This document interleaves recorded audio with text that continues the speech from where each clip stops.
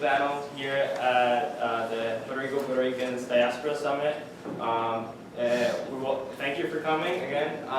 And here in this panel, we'll be focusing on issues that impact the Puerto Rican community, the Puerto Rican diaspora, specifically students in the diaspora and Puerto Rican students throughout the United States and in Puerto Rico.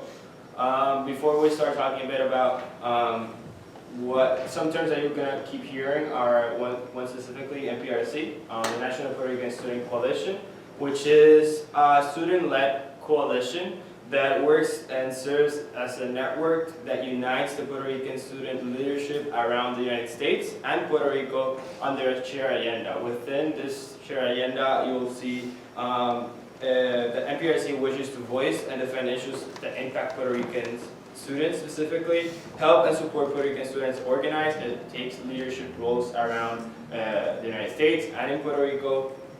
The NPRC will also look after the best interests of Puerto Rican student communities around the nation and engage with those communities here in the diaspora and are also in the United States and Puerto Rico. Some of the chapters that we have some representatives here of the different chapters that we have. Within those chapters and different regions, they are Puerto Rican student organizations and Puerto Rican student associations. We just call them PRSAs or PRSOs. Those are Puerto Rican-led spaces and clubs and student organizations within campuses around the nation that encompass and unify those Puerto Rican students that are in the different colleges and universities in the United States and in Puerto Rico. For example, here in the DMV area, we have the Puerto Rican Student Organization at American University, which we have our president Sabrina right here. There's also the Puerto Rican Student Association in Georgetown. There's also in Johns Hopkins the Puerto Rican Student Association too. So that's something you will be hearing about a bit. But first, I want to introduce our panelists, and if they'll introduce themselves and tell us a bit about what they're doing and what they're here and what they do. So, Gian, if you want to start. Hello, my name is Gian Santiago Ruiz. I'm an undergraduate student at the University of Massachusetts Amherst, currently doing a bachelor's in public health. I am the New England Regional Liaison for NPRC, so Connecticut, Massachusetts, New Hampshire, Vermont, Rhode Island, and that's it, right? Yes. I'm covering those areas and currently networking with the different PRSOs and PRSAs at the universities in these states in order to create a bigger network within NPRC so that they can get connected to the different resources that we have, in particular with Centro. Hello everyone, thanks for being here today. My name is Orosmar Cuevas. I am the New York chapter community organization, wow. So I'm the New York chapter community recruitment officer for the New York chapter. All right, why am I doing that? Let's start over. All right, so thanks for being here. To start, we joined up in New York. We had the conference and the National Puerto Rican Students Coalition, which is something that jumped out to me, and it just gives the opportunity for us to connect. So in New York, we felt that disconnect. We didn't have the connection where we didn't know, like I didn't know any PRSAs. So I was not a part of a Puerto Rican Student Association. And after joining, I learned about them, and then I was able to start connecting different PRSAs. So that's just kind of an overview of it. We're going to get into more of it. Yeah. Hello everyone, my name is Gian Molina. I'm currently a second-year Ph.D. student in the Neuroscience department at Johns Hopkins. I just recently joined the National Puerto Rican Student Coalition like 2 months ago. It's just a way for us to start unifying our Puerto Rican community at Hopkins and in other universities in Maryland specifically, and try to create a space for us when we come to the States to start a degree, either undergraduate or graduate level degrees, to have a community for us to express our challenges and to support each other and definitely network and help each other for career development opportunities. So I have been leading different initiatives targeted for recruitment, not only for Puerto Ricans, but also for underrepresented minorities in general, especially the Hispanic and Latino population, and also trying to create a more diverse and inclusive space within academia. Good afternoon, everyone. My name is Olimar. I graduated from American University in 2018. and I'm the co-founder of the Puerto Rican Student Organization at AU. Right now I work at the U.S. Chamber of Commerce as a coordinator, so still have some of that connection to the Americas, and I do a lot of advocacy work in that front. But today I will be sharing a little bit about how the Puerto Rican Student Organization came about and our efforts in that front. Something that Gian mentioned is like, oh, he joined 2 months ago. Okay, so how long have we been active? So I would like for you guys to go into a bit of what we did in New York, and we talk a lot about what we've done in New York in past June, and since then what we have done, and the initiatives that the National Puerto Rican Student Coalition has been involved and how they've been activated throughout the United States. Yeah, recently this past June, thanks to Centro de Puerto Riqueño at Hunter College, they were able to hold an encuentro, which was for students from all over the United States and from Puerto Rico that were interested in being part of a student-led organization specifically targeting Puerto Ricans in the diaspora and in Puerto Rico. It was all a week of networking, learning what we could do, how Centro could help us, and what we needed to create in order for us to actually unite as a group and represent other universities. And that's when the birth of the National Puerto Rican Student Coalition came into action, and we started taking roles of leadership in our communities and explaining what the needs of our different communities were. For example, I'm in the area of Western Mass, and I'm near the town of Holyoke and Springfield, which are the most populated areas of Puerto Rican citizens. And right now, one of the needs that we are addressing there is education disparities among the Latino community, which is predominantly Puerto Rican. And right now, as a member of the NPRC, one of my goals right now is to connect those schools with whatever tools we have in order to offer them better access to education and resources in order for them to learn about their culture of Puerto Rico and what they can do in their communities as well. Throughout the conference, we also had workshops on how to do basic fundraising skills and how to engage with community in the community that you are, whether it be on a college level base or going out into the town where your college is located. And other things that we did, I think, Orosmar, you can share a little bit. So like Gian, the National Puerto Rican Student Coalition was introduced to me during the encuentro. A group of about 50 students came together and just kind of brainstormed on what we can do to bridge the gap between the United States, the diaspora, and Puerto Rico. I represent the diaspora. I don't really speak Spanish like that. Can understand it, but I don't really speak it much. And one of the goals is just kind of bringing us together, because I do represent a large mass of people in the United States who don't speak Spanish but identify as Puerto Rican, especially in New York.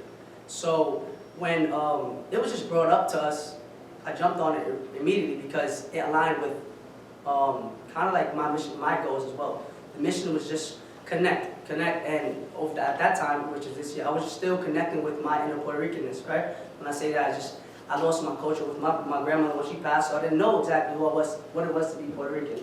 And through Centro, through the Cultural Ambassador Program, which I've taken, I'm a cultural ambassador, right? So I've been able to learn about my culture, and through the National Puerto Rican Student Coalition, I've been able to connect with different Puerto Ricans around the world now, and learn more and learn about what I can do as a teacher to help influence the young Puerto Ricans and students in my classrooms to maybe just kind of like feel their Puerto Ricanness, because I do work in the Puerto Rican community as well. So it aligned with my goals, and I just jumped on it immediately, and I'm just happy that I'm a part of this ride. And within the members of the MPRC, it's the Puerto Rican Student Organization. I would like to ask Olimar, if you could talk a bit about what you saw on campus that it was a need to create a Puerto Rican Student Organization in American University, and what you guys have done since. So the Puerto Rican Student Organization kind of started a month or two after Hurricane Maria. And so it started because I was approached by a group of students who were from Puerto Rico and were going through very tough times because they couldn't communicate with their families back home, because they couldn't pay the university, because they didn't have a support system And the university kind of took a little while in terms of organizing itself and reaching out to the students that were on campus and offering their support. And so we realized that there was a need there to, first of all, join all the students. And in doing that, we realized there were about 73 Puerto Rican students at the university, which to me was complete news because when I started, there were 7 students in my class, like in the 2018 class that were from Puerto Rico. And we noticed that there were all these needs that students have, and they needed more than anything a space. So I remember like we joined in a meeting with the Office of Campus Life, and we talked to the administration, and we did a circle in a room like this was completely full. And the first person started talking, and then everyone else started crying, and the university was like, whoa, there is a need here to support this community. And something as simple as that circle already gave a lot of relief to the students who were around it, because they realized A, they were not the only ones going through a tough time, B, there was someone to speak out for them as well and support them, and C, that they realized that the university was ready to help them out. So if you think about everything that happened after Maria, for instance, no electricity. No electricity means no access to an ATM, which means you can't send money out, which means whatever money your parents sent you is not there anymore. And then they were freaking out because they were receiving all these emails saying your payment for the month of October, November, December is late and overdue and you won't be able to graduate, and that creates a lot of stress. More importantly, there were a lot of freshman students, and we all here, even if you're not a student, you can relate to the experience of being new in a space where you're just like navigating it and figuring things out. So add to that stress the fact that your family is going through a tough time, you are going through a tough time, and so the Puerto Rican Student Organization was a way to offer that support to the students and be the liaison between the students and the administration of the university, which ended up being super helpful. But again, we had to give students the tools to navigate those resources that were available or became available to them. So right now, the Puerto Rican Student Organization at AU is about 2 years old. It all started with a Facebook page, not even called Puerto Rican Student Organization. It was Boricuas at AU. Then we figured we needed a more formal kind of platform. And with that, we've been developing a lot of activities. I've been out of the university for 2 years, and I'm super thrilled every time I see on Instagram or Facebook or wherever it is that there's a new event coming up, and that there's more and more students joining, and that there's faculty as well that identifies as Puerto Rican. Like all of that just brings joy to our hearts, because you realize you're not alone in that space, and you have all this support system, and you have someone who identifies as you do.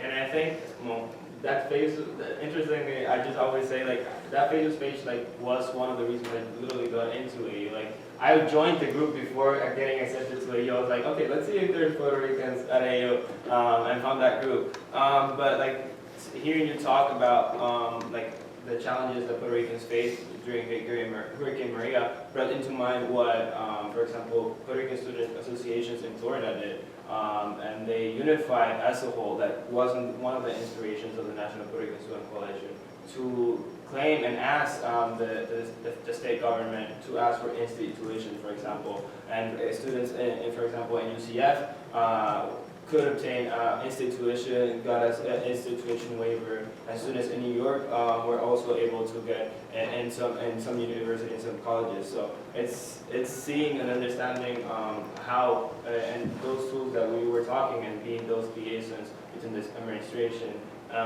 and the students to raise those voices. And I think it's a perfect transition to what Gian and we've been talking in the past weeks of getting to find those spaces within the universities, and how sometimes it's just very scary not to even go away from home. Yeah. Because you don't know if there's people like you there. Yeah, definitely. And you gave the perfect example. You started searching if there was any Puerto Ricans in that university before actually committing to that university. And it was also a process for me into choosing which graduate school I was going to go. After graduating from the UPR, I was like, I'm going alone into a new city, into a graduate program, no family, depending in which university, no friends.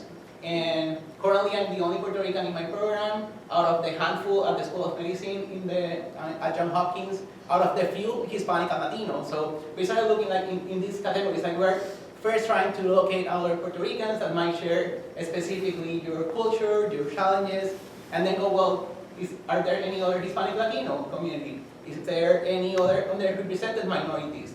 And we know that some universities have started like putting together some programs to attract these students, but not necessarily all of them have the diverse and inclusive space and all the opportunities once you are a student to feel that you are here, that you are actually part of a community, and this is true for most of the primary white institutions right now. So going from my perspective of getting into Johns Hopkins, that I was basically out of the few of the Latino community there, it's like it's not only you as a university trying to recruit all these diverse people and these amazing people from the UPR, but also trying to create a space that they feel secure, heard, and as part of the Puerto Rican Student Association, it's only focused on the undergrad campus.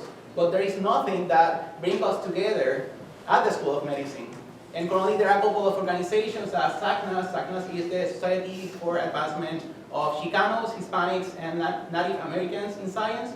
But there is not even a group formed within Hopkins, and it just like blew away after 1 year because nobody wanted to take care of that group. So it just comes down to seeing the need and taking the role of leadership of us as part of the student group to actually speak up for ourselves and try to then start talking with the university administrators for leading some initiatives as Ricardo was mentioning within Florida and New York, helping in the aftermath of the Hurricane Maria, but also trying to trace up our needs and our challenges because most of these administrators haven't faced these challenges, don't know what we're talking about, don't know what we're going through in these capacities because most of them are also primary white administrators in these type of universities. So trying to get to the point of really sharing our needs, our necessities, our history, trying to explain, at least for me, what I have been living in the UPR and my process through the student strike and the hurricane and why I needed to take classes while I was here doing an internship and why I needed to come back here and try to convey these experiences when we are recruiting students that probably students are telling us like, well, my GPA is not as high as it was because of all these challenges. So trying to bring this mindset into these people here in the US that would serve as our advocates then at the community at large, not only within the university, but also in our communities at the city and at the state level as well. Yeah, and I think you hit a point very important that like letting know that those spaces exist. And one of the things that we did after June, and we're still in 2019, I don't know how we done it so fast, but in August, like 2 months after our encuentro in New York, well, one of the things what we decided was like, okay, we want to hear what the people, the students in Puerto Rico, what are their challenges, what do they need, what tools hear us from the diaspora can do to the system. And one thing we did, we went to Fundación Kinesis, which is an organization in Puerto Rico that helps Puerto Rican students go and study outside of Puerto Rico. And we made a whole day conference on understanding what are the challenges that Puerto Ricans are facing. And one of those was mentorship, guidance, and how to go through college, or like people are just scared to go outside of Puerto Rico because they think that they don't have the opportunities or the spaces to feel like home or be people that know their struggles. And I don't know if you want to add something a bit about what went on in Puerto Rico. Yeah, so around that, when we had the summit in Puerto Rico, it was right after the Neuroscience movement. Like kind of like days after, and people were still protesting out there. So, I mean, like I told you guys earlier, I don't really know a lot of Spanish, but I can understand more than I can speak. And I just saw the fire, like in students, like high school students who came. Like it was like we expected 50, right? RSPB. And most times, like, all right, you should get about half of that number. We got all those students and more, like we had to pack the room, and it was just like, you can feel it, like, it didn't even need to be said, like students wanted to know what's going on, like they wanted to know who we were, why we were there, and what we were gonna do to help them advance and just get better for their future. So that was something that I really took from that, like students in Puerto Rico want to know, like what's going on, what's next. And one of those things is like, they really talked about their educational institutions, and specifically the University of Puerto Rico, which is facing right now budget cuts in the past years, and something that MPRC has been doing is allying with students in the University of Puerto Rico with the Safe University of Puerto Rico movement. I don't know if you guys would like to add what has been done through and what MPRC has provided to do within this movement. Yeah, currently MPRC has created a letter of support that we have been sharing with our fellow associations within the MPRC network in order for not only individual students but different organizations around the United States to show their support regarding the budget cuts that have been happening to the OPR system.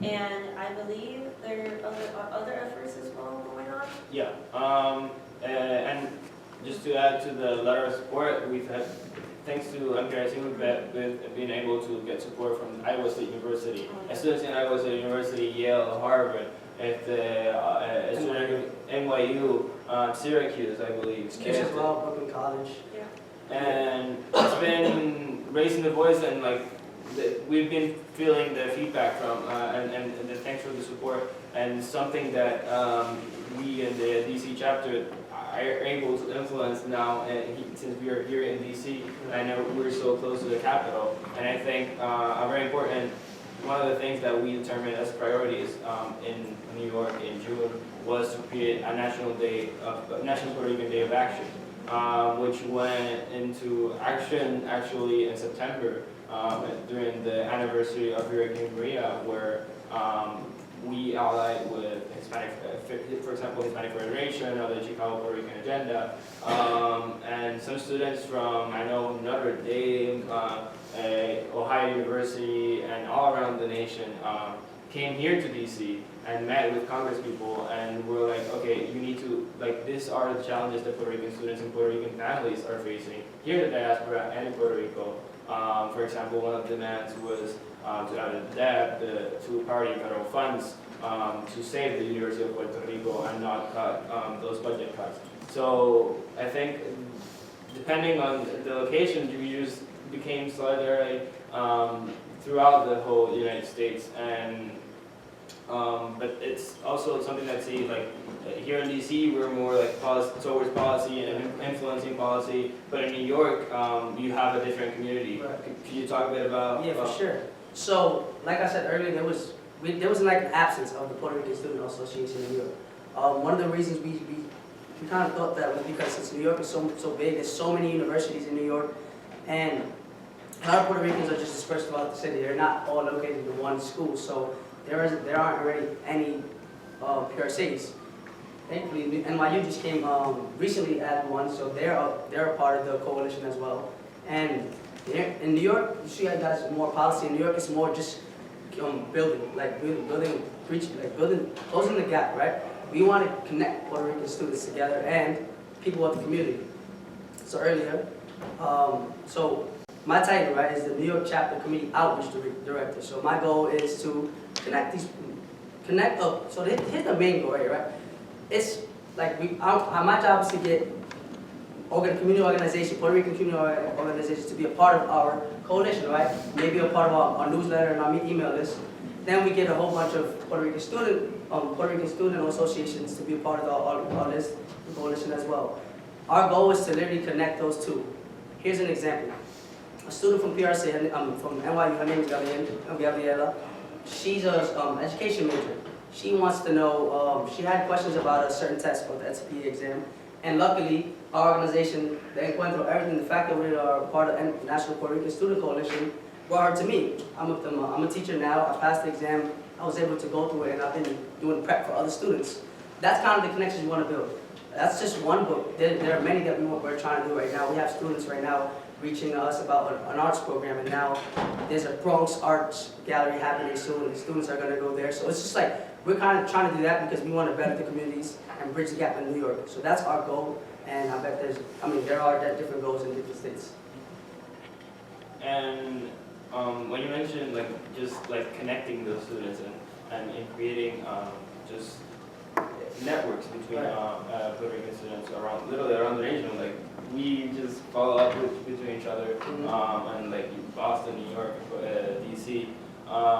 And I just wanted to ask you guys, as Puerto Rican students, you've been through the process or are in the process, what tools do you think as Puerto Rican student need in this Puerto Rican in campuses throughout the United States, and how do you think we can give back and help and create those bridges between Puerto Rico and the United States? I would say and this is something I brought up to the university's administration within my first semester at the university, is that something particular that Puerto Rican students have is the fact that we're not international students because we're US citizens.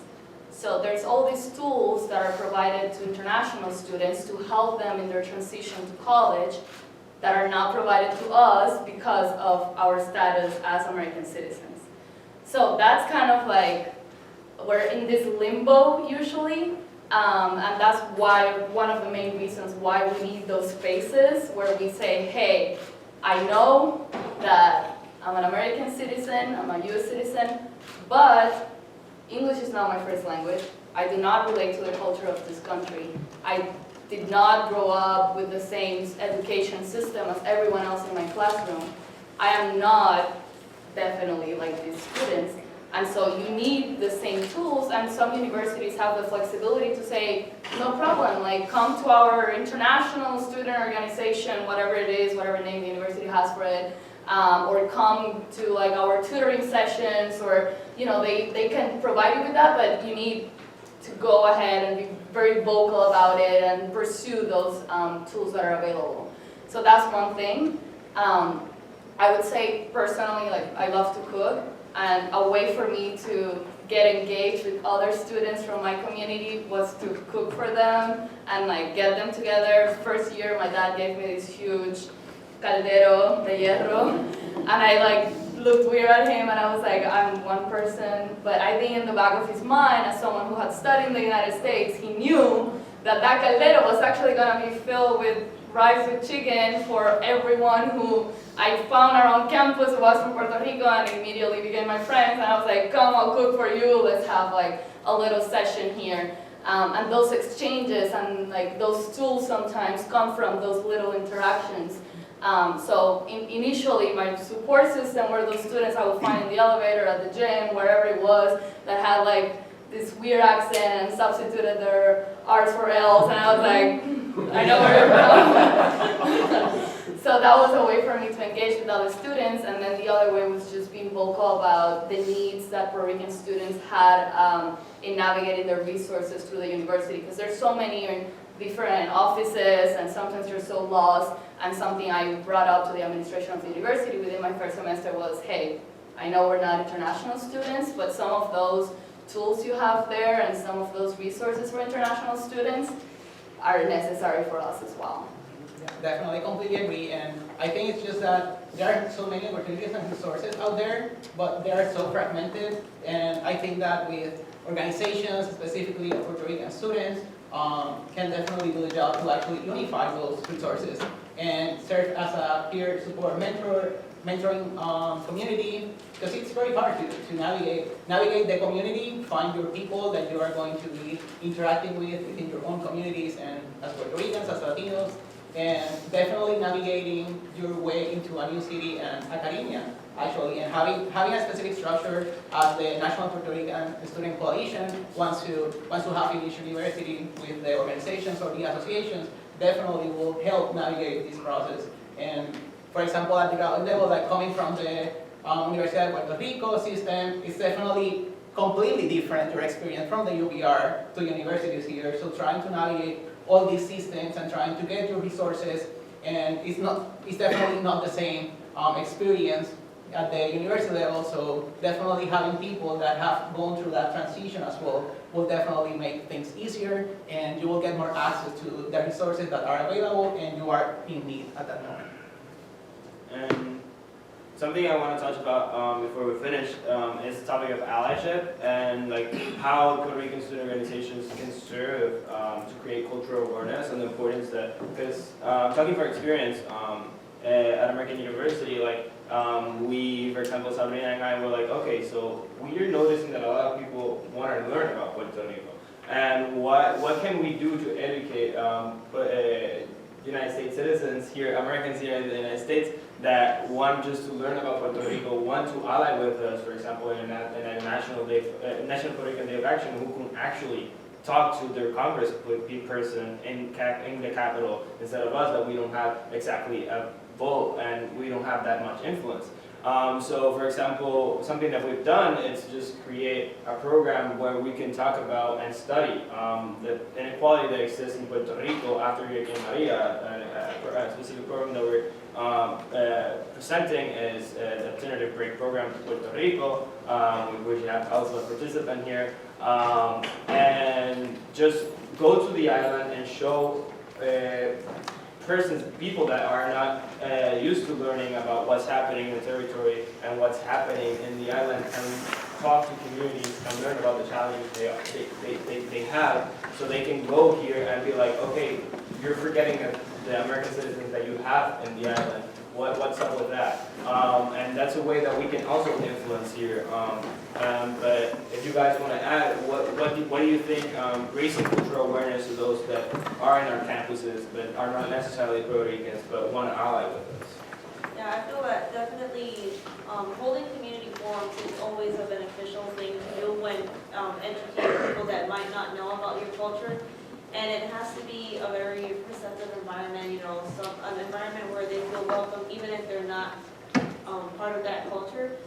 And the truth is to also inform them about what currently is going on in Puerto Rico. It's all not just the pretty nature that we have and the beautiful beaches. There's also factual stuff that's happening right now that might not be essentially important to them, but it's necessary for them to know about it because it does concern them. Because as we've said before, we are also American citizens, and they also need to be educated about what is going on in Puerto Rico as well, in the respects also to culture.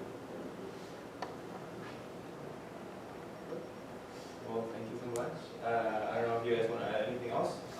If not, we're open to questions. We already have one question right here.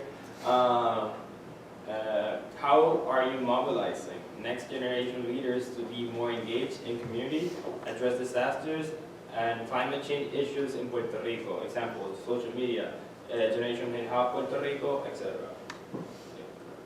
To start, we definitely are utilizing social media.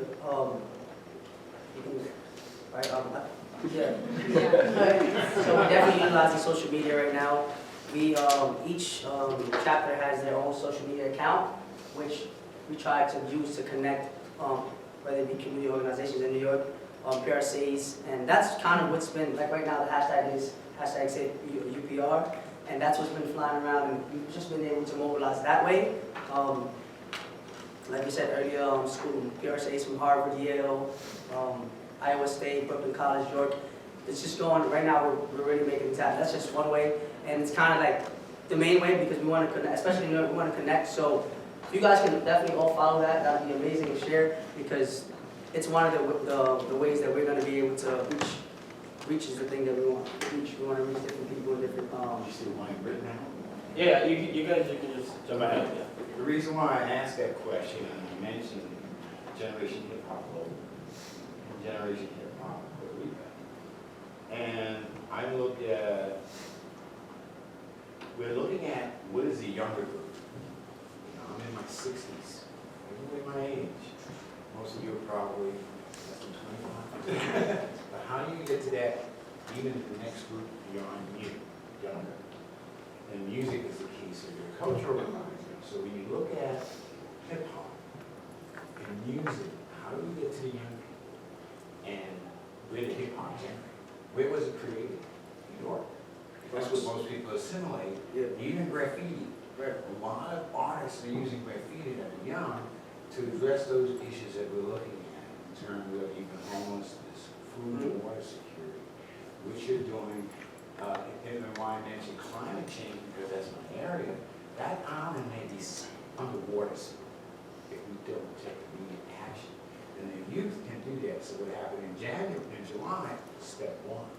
Now get more involved, taking more action. And that's what that question is. I'm sorry. Yeah, that was a really good question. Because it leads to kind of like I said, like our goal is to get reach. We want reach. We want to be able to be in positions like this or in front of you and be able to speak and talk to you about our experiences and reach you in ways that can help our Puerto Rican culture overall. So thanks for that question. Yeah, and we also currently would like in the future to create programs for high school students, because we understand that at a college level we can only do certain things versus at a high school level is a completely different world, and we would like to module a program specifically dedicated to high school students and how they can engage in their communities and be prepared into when they go to college, how they can still remain a part of NPRC. Right, because this is, your question is honestly not the first time we've been asked. Like, what about, they want to know, what about the next generation behind us? And it's like, we're still in our first year. Like, it's surprising because we've been pretty successful. So people are already worried about who's next after us, but we're still kind of like building. We still want more. We still want to connect more Puerto Ricans and more communities alike. So we're still in the early stage, but we do have, like I said, we do, like she said, we're working towards that as I'm well. not going to monopolize anything, but when you look at, community-based social mobilization, what you're doing to get this out there. And if you look at, and what we look at is in terms of a virus, how does it spread? You're starting that with one word, and you just contaminated all of this in this room, what you're doing. Now, we have to take it to the next level. Exactly. Or it's going to fail.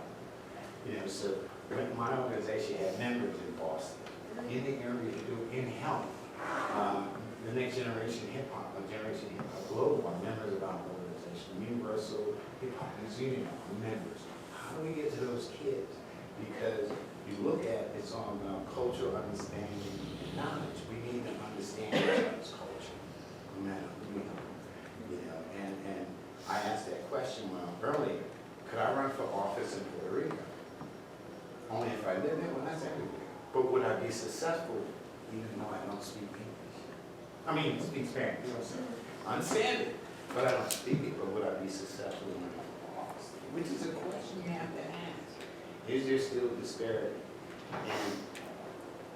in non-inclusion in Puerto Rico? Should I address it? Bring it out the whole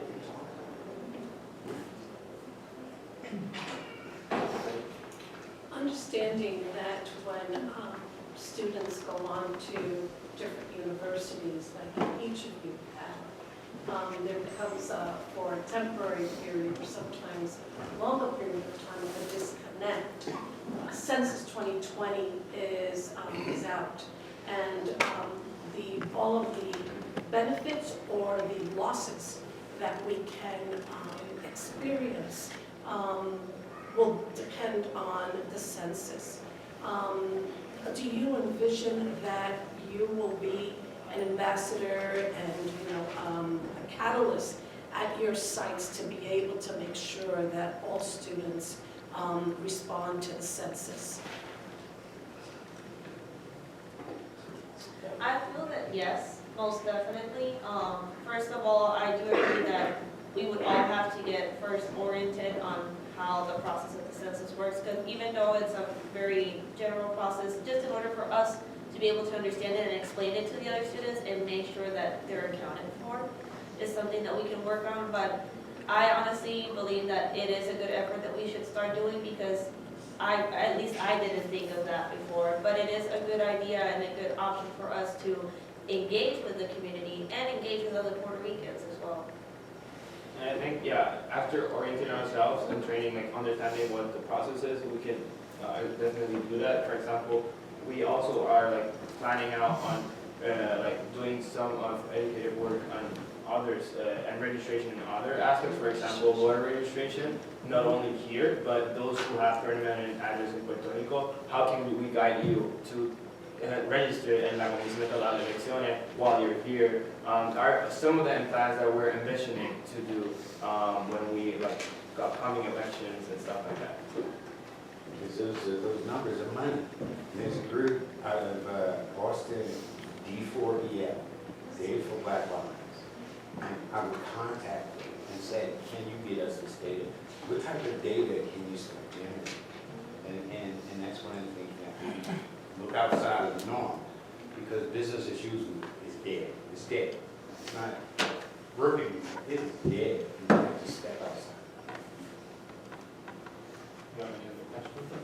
Comments? Doctora, what is it that students would need from the public? You're inside the institutions, or you have been inside the institutions, but you now have also created your own communities, whether it's outside, whether it's in a school system. What is it that we, as those that one belief was to support the efforts and that we want to see the youth engagement and development continue, what recommendations would you give to us? Well, from my experience, I thought the process to even start our organization was so bureaucratic. Like, we had to come up with, and part of it makes sense, because if not anyone could start any organization, and sometimes they kind of lose their purpose. But we had to go through so many steps with student activities, and then we had to do a presentation to other students who were clueless, I would say, about what was going on. Whoever was with me at that presentation, we were just there with like students who were even younger than us, who just happened to work at that office.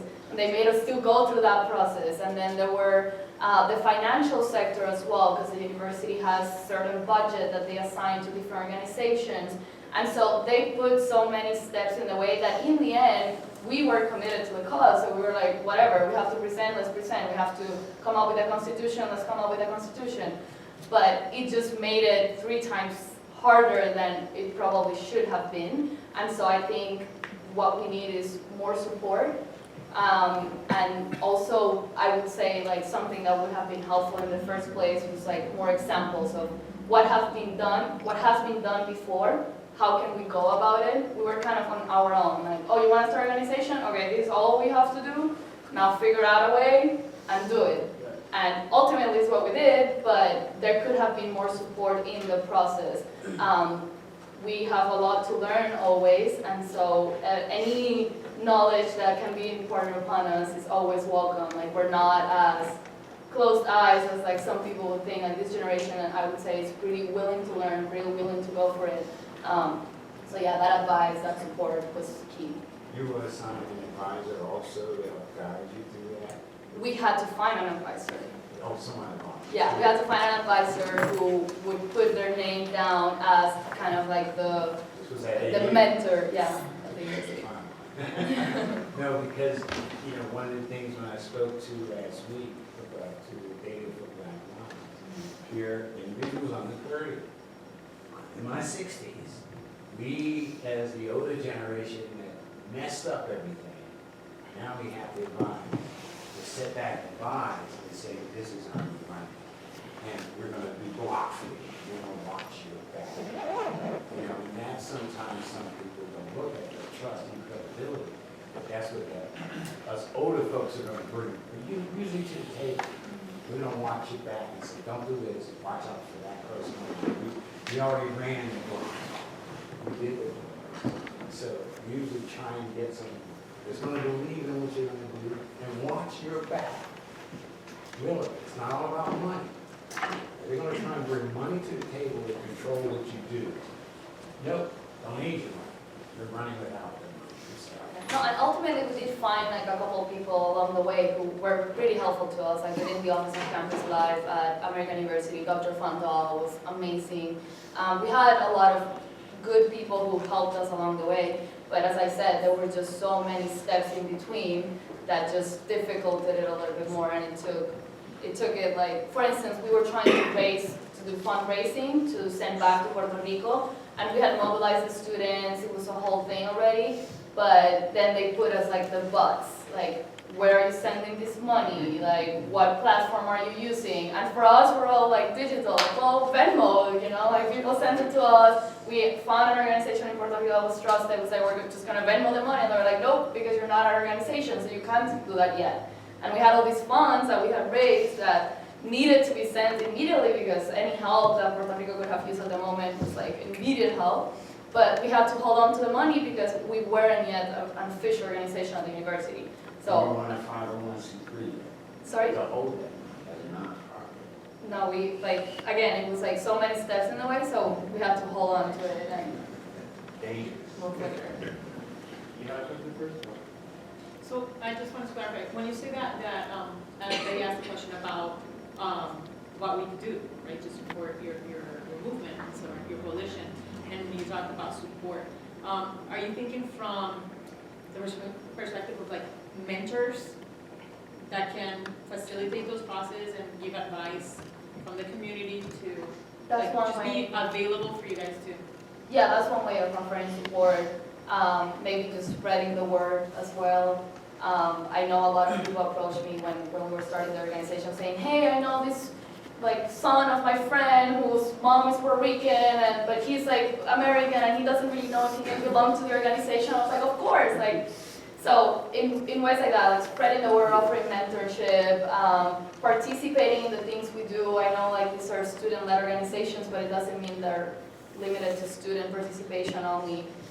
Those are many ways in which other people can support us. And she's right now, not to cut you off, but go ahead. No, to add on that, no. So like the reach is actually one of the most important things because, I mean, as seen right now, like we've just been connecting so much with the Savior UPR movement. That's just one example of how important our reach is. And we want to get reach, so like when we say follow us, literally follow us right now and get it out, and we're all gonna share this moment. And yeah, we're gonna share this moment out. We want you guys to share it as well, so we can have more reach. The more reach is better it's gonna be for our community overall as Puerto Ricans. And what I was going to say, I mentored a guy in Long Beach in emergency management. And I would say, go to this council meeting. Who's in it? And he'll call me. And I'll say, who's in the room? But tell me. I'll say, these are the questions you should ask. This is a response you're going to get. You get that response from the deputy mayor. I say they're going to just try to keep you quiet. They're going to say this, but don't stop. See, so bringing that experience from the past and mentoring someone and say, and then he sees what goes on, I gain his trust that they're going to do that. And then if you want to go to money, get the money, say these key words, they're going to offer you a job, don't accept it. They're trying to get you in the red tape. Take a nonprofit and accept grant from you. You get it enough.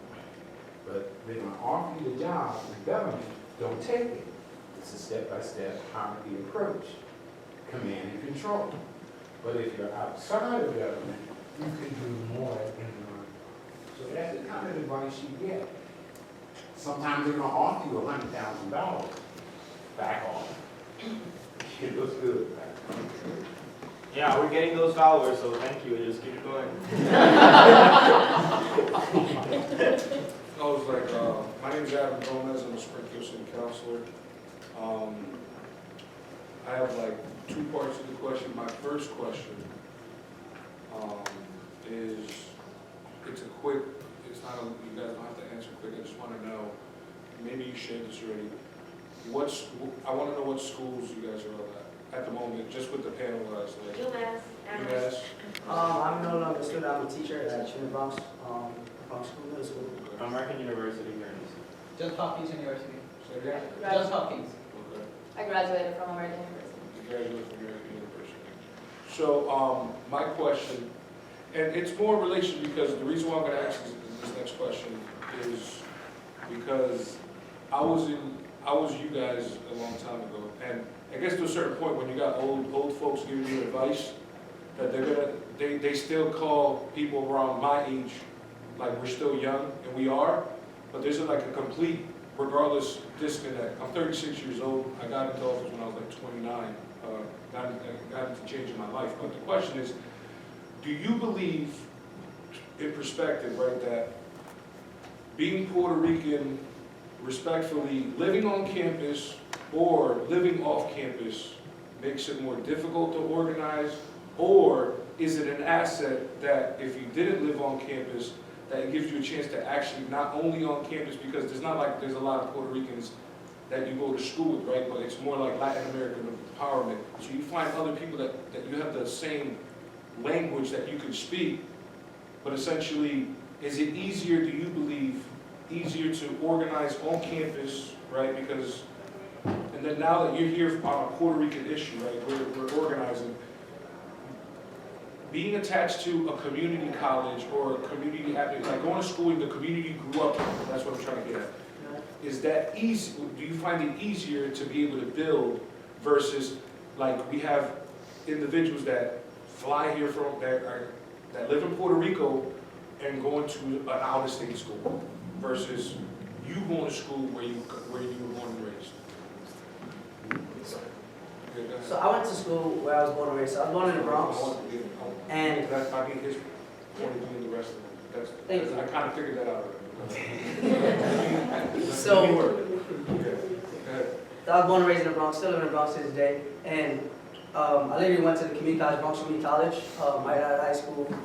It's literally like 3 blocks away from my home. And when you ask that question, it's funny because literally it wasn't that. Like we didn't connect at all. Like since we were home, since it was so close, we didn't stay at school. We just went home. We went back to our neighborhoods. We didn't really connect. And now that I think about it, I see like a lot of my friends from Puerto Rico who came to the United States. They're all a part of PRC. So like since they're alone, kind of come alone, they're looking for someone to be with.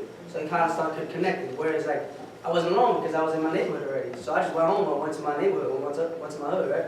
So that's what I feel like. It's interesting because like you would think like, oh, you're in your neighborhood, so you should stay in your community college and hang there and support and mobilize. But instead, you're not. And opposite of that, when you're coming from a different country, different state or whatnot, somehow you're connecting more than you would if you lived there, in my experience. And now my next question, I'm not gonna like go in on the fact, it's just, what I'm asking is now, trying to connect is now that you guys have the power, because I remember when I was in college, Facebook had just started, right? It popped off and I didn't do social media, but it was only schools that could connect on Facebook. Now it's like anybody. But now because you guys have the strength of, you know, hashtagging and those different things that social media brings, outside of, you know how, if we continuously, because I've always been like a rebel, right? Figuring out and doing things in a formality of, like what she was stating, how she had obstacles in front of you, it doesn't stop you guys from meeting people from the respective neighborhood that you're going to school in, like American International, and going outside of your comfort zone. And I understand that's difficult, but it's to research, and this is more of an opinion, if not a question, it's more to research like people like let's say, like he stated, like a nonprofit, you research and organize with those folks, and then they'll connect you to people that are at the community college. Because then, you know, that's when it counts, when you're actually outside of, yeah, we can send the relief out there, but if we're not building within the respective community that you're kind of in the space of, then we can't figure out if we actually, not only Puerto Rican, but people of other places are our allies to be able to push our agenda. I just felt like I learned that down the line to, you know, not everybody is Boricua, but they're going to support Boricua, and vice versa when it comes to Black Lives Matter. Like, I'm a person that I believe that Black movement is the Puerto Rican movement. And your young people, when he brought up the hip-hop situation, because back home, I'm kind of considered the hip-hop counselor. Like, that's what a lot of young people call me, because I connect in a way of using music, art, and those things that transcend as the times of the 90s, like EPMD, those were times of like civil rights and music. And the reason why hip-hop and Puerto Ricans and Blacks created this was because movements at the school level, like, I could get into it, but I just want to say and applaud you guys that to even come outside of the box, to come to DC, these experiences that you have are, you can't just leave it and believe that Facebook is going to be the solution. But the fact is, when you go home, you talk to your cousin, your mother, your brother, the kid that you might not think that might it clicked because I come from an organizing background. I'll touch any single door, every single door possible to get to the point of sometimes the person that you never really think about is going to stand with you through hell just to make sure that you're going to get across that line. But I'm going to be honest, man, to be at your age, to be as woke, you guys have the ability and the resources of what happened in Puerto Rico to actually do that here in the diaspora. But using the fact that, like I said, Facebook's not going to solution, but that's what's going to connect us, right? But lastly, somebody that doesn't live in their community that went to school, they didn't answer, but I heard his answer. But and if you want to answer, you want to answer. Just quickly, I graduated from high school in Puerto Rico in 2015 and moved out here and went straight to Holyoke Community College. After Holyoke Community College, I transferred to UMass, where I'm currently at, and I lived on campus, and now I live off campus. So when I first got to HCC, I didn't know anybody, but I felt like it was my home away from home because everybody spoke Spanish. And I had never heard of Holyoke prior to coming to Massachusetts. And the only reason why I was in that area was because my sister was living here. And once I started learning about the community, getting engaged, getting to know Betty and Enlaces and every other organization in Holyoke, I wanted to become involved. And then once I got to UMass, I wanted to create or reach out to Puerto Rican students, but they weren't as many students, to my surprise, because everybody told me, oh, there's so many Puerto Rican students in the area of Holyoke and in high school, but they're the least student that you see at UMass, or even like HCC or STCC at STIC.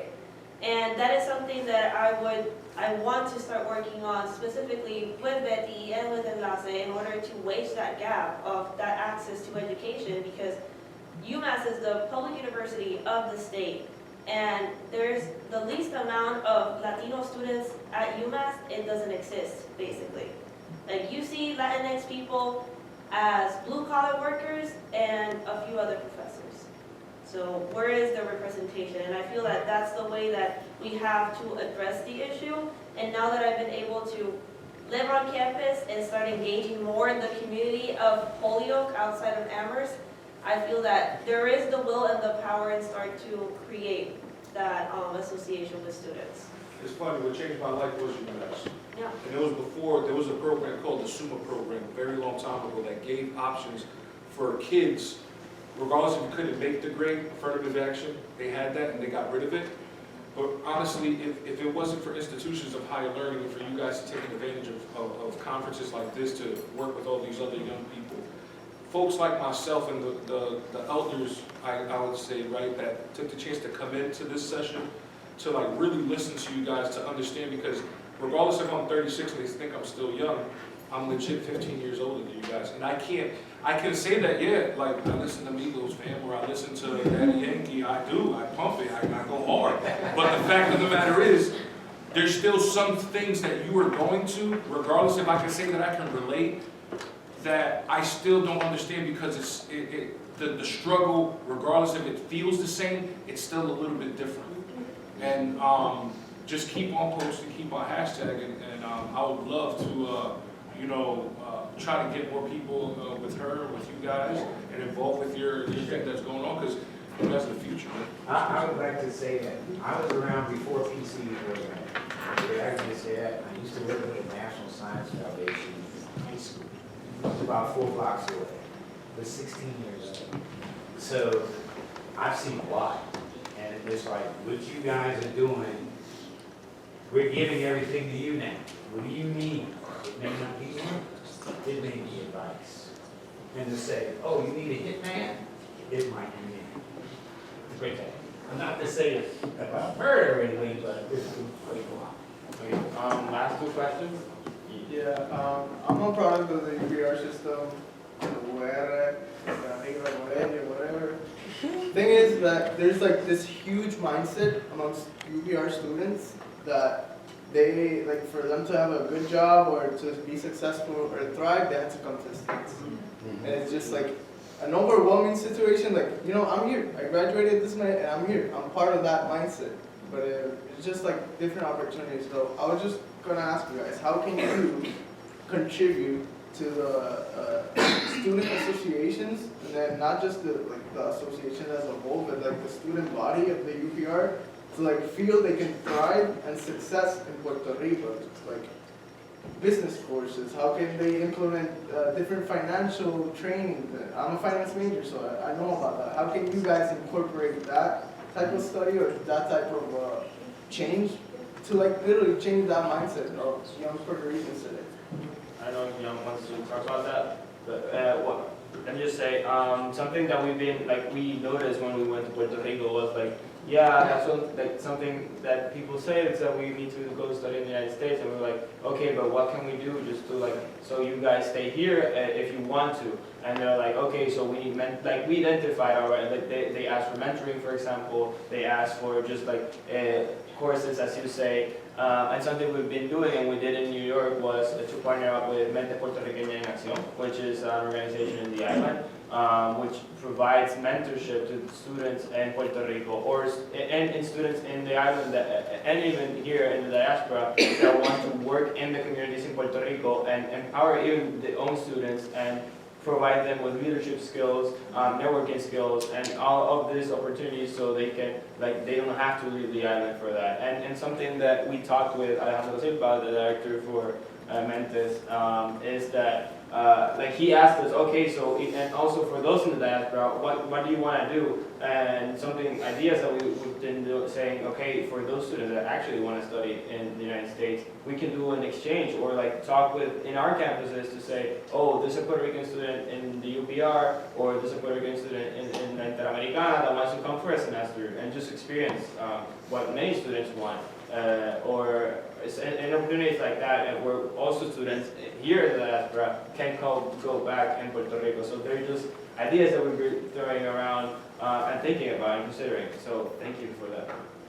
Yeah, I think it's just a matter of trying to show our role models, because we know that many people go out the UPR and start doing so many amazing things, just anywhere in the world. And I think that I can speak for my generation, at least in the science world, that many of us are trying to come up with ways to go back after receiving our graduate training back to Puerto Rico. And while we are here in our graduate training, we're just thinking how we can help the UPR. It can be either trying to bring students from there to do an internship or do another type of program that they can build and expand their skill sets, and also trying to advocate to help the UPR system. Especially during after the Hurricane Maria, one of them, in terms of neuroscience, the Society for Neuroscience is an international society that brings up all neuroscientists, and the president was actually the director of neuroscience at Hopkins. So during my process of interviews, I got to meet with him, and I talked to him about basically the aftermath of the hurricane in Puerto Rico, in the UPR, how the laboratories I was working in were not accessible anymore. We didn't have any facilities, the air conditioner, animal facilities, everything was gone with the hurricane. And with that type of conversations, then he started asking how Hopkins and how the Society for Neuroscience can help. So I think that's just trying to connect what we are here to give back, go us back to Puerto Rico, try to tell our story, and definitely try to incentivize the diaspora to go back, or at least try to come up with initiatives that we can use the resources available here in the US or anywhere in the world to go back into Puerto Rico and just to try to advocate and increase the awareness of the challenges that we are facing as Puerto Ricans in the diaspora and Puerto Ricans that are living still in the island. Last question. Or if you, yeah, you can Okay, say. sort of combined. Okay. Kind of what the elders were talking about. Maybe we could do, I don't know what it is, but some kind of network where people who already have, our age have gone through it, can mentor, can help, can answer questions. And you were saying something about alumni association. Yeah, I was also thinking, wondering whether you had an opportunity to connect with the alumni associations and identify Puerto Rican alumni within each of your universities. Definitely, that's something at least that the DMV chapter has been trying to do. I've been researching, for example, I know there's a UPR Alumni Association, and there's like the many members of the e-board are here in DC specifically, so that's something that we're considering, and there's some definitely we've been talking about in when we talked about in New York, and also creating like mentorship programs for people that are still studying here and they just want to be mentored by in the different fields of professional studies. Thank you so much. Another group of people that you guys can contact with are people within the private sector. Like, for example, I work for Centro, but I have close ties with Alejandro Chardon, which you know. He's very involved with the organization as well as other organizations in Puerto Rico. Like, you guys can think about how the private sector, and not just in the U.S., but like on the mainland of Puerto Rico, they can help you guys out, not just through grants, but just through like opportunities for students or for organizations, forums between like companies talking about themselves and how they can help Puerto Rico. Thank you so much, guys, for coming.